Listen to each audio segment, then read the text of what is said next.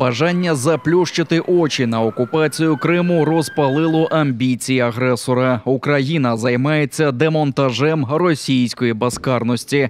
З цих слів президента України стартував другий парламентський саміт Міжнародної Кримської платформи. Цьогоріч у чеській Празі.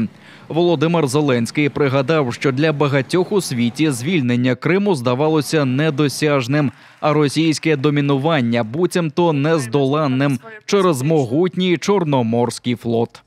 Російський військовий флот більше не здатен оперувати в західній частині Чорного моря та поступово тікає з Криму. І це історичне досягнення. Станом на зараз ми ще не досягли повного вогневого контролю над Кримом та прилеглими водами, але це буде. Це питання часу. Глава держави відзначив і хоробрих кримців та українців, які чинять спротив окупантам, бо розуміють, що звільнення невідворотнє. Про це ж говорив очільник МЗС Чехії. Ян Ліпавський назвав небезпечними спекуляції про те, що буцімто можливо виторгувати в Росії мир в обмін на Крим. Кілька років тому я сказав, що не можу дочекатися, коли проведу свою відпустку в Криму. Я чув, що це провокація, хтось здивувався. Але коли Росія буде змушена піти з Криму, не буде проблем з експортом українського зерна. Руський мір не існуватиме. Руський мір – це продовження Російської імперії. У зверненні до 69 делегацій-учасниць голова Меджлісу заявив, що Росія прагне витіснити Кремли з батьківщини, заселяє півострів російськими колонізаторами та витискає народ репресіями. Тому Рефат Чубаров закликав уже зараз думати над майбутнім Криму після деокупації. Головним механізмом забезпечення прав корінного народу він назвав перетворення на кримсько-татарську національну автономію у складі України. Перше – це непорушність територіальної цілісності української держави. Друге – це реалізація кримсько-татарським народом свого права на самовизначення на своїй рідній землі.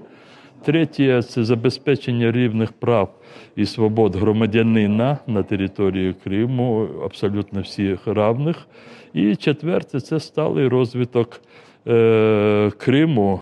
Цьогоріч до парламентського саміту Кримської платформи долучилися представники глобального півдня. У спільній резолюції 69 держав і організацій підтвердили, що російські окупанти мають бути вигнані з усіх окупованих регіонів без виключень. В кожному з 69 парламентів мають бути створені групи підтримки Кримської платформи. Міжнародні організації закликають почути вимоги більше 200 кримських бранців, яких утримують в російських катівнях. Дуже важливим фактором є саме фактор справедливості.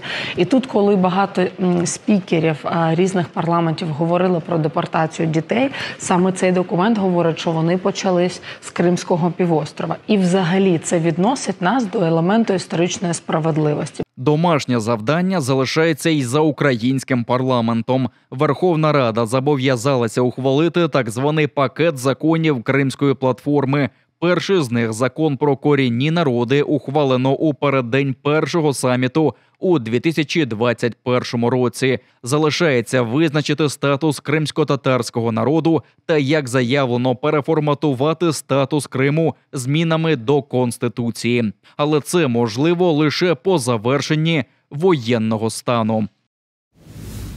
За понад 5000 кілометрів до російської в'язниці Нарімана Джеляла та Азіза Ахтемова етапують з Криму до російського Мінусинська, що біля кордону з Монголією.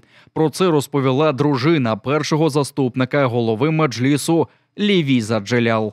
Новостей абсолютно от Наримана лично самого никаких нету. Где он сейчас находится, на каком этапе, в каком городе, в каком состоянии, какое состояние здоровья его, абсолютно ничего не известно. Я предполагаю, что их там держат, скорее всего, в неких спецблоках. Окупанти розділили двоюрідних братів Ахтемових. Азіза відправили до колонії Мінусинська, тоді як Асана тримають у місті Володимир. Їх та Нарімана Джеляла незаконно засудили на 13, 15 та 17 років колонії суворого режиму. Росіяни схопили їх у вересні 2021 року, саме коли Наріман Джелял повернувся до Криму після участі в установчому саміті Кримської платформи у Києві. Після тортур і погроз кримців безпідставно звинуватили в диверсії на газопроводі, який живить російську військову частину у Перевальному під Сімферополем. Сили оборони працюють над знищенням російського потенціалу в Криму. Результати потішать. Так прокоментувала вранішні вибухи у Севастополі речниця Сил оборони Півдня Наталя Гуменюк. За її словами, росіянам постійно щось ввижається. Вони розуміють, що Україна бореться за свою територію і бойові дії тривають на території Криму. Ми проаналізували, що вчора ворог вивів на бойове чергування 2 фрегати, це ракетоносії, споряджені калібрами, і їх на поготові 16. Отже, якусь обстановку в Чорному морі вони намагаються розвивати. Сили оборони мають реагувати. Поки що підбивати підсумки зарано, але я думаю, що результати всіх порадують. У досвіта у Севастополі чули пуски реактивних бомбометів. Окупаційна влада міста стверджує, що там відбивали атаку підводних диверсантів, а російське Міноборони запевняє у знищенні 3 безекіпажних човнів на зовнішньому рейді окупованого Севастополя.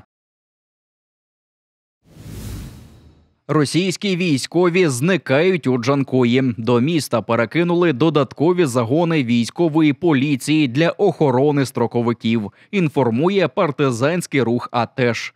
За даними агентів, щоб запобігти зникненню, військових зобов'язали пересуватися містом лише групами.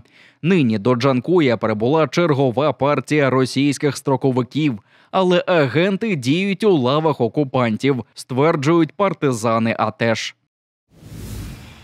Кримське вино підробляють у Китаї. Про це бідкається окупаційна директорка Південного центру підтримки експорту Ксенія Слуцька в етері пропагандистського радіо на півострові. Тому, каже, вирішили боротися з контрафактом Піднебесної, додавати китайську мову на сайти кримських виноробів, реєструвати відповідні торговельні марки. Колись кримські вина експортувалися до десятків країн Європи та Азії, але після російської окупації купляти напої віджатих підприємств зголосилися хіба в Киргизстані, Казахстані та Китаї.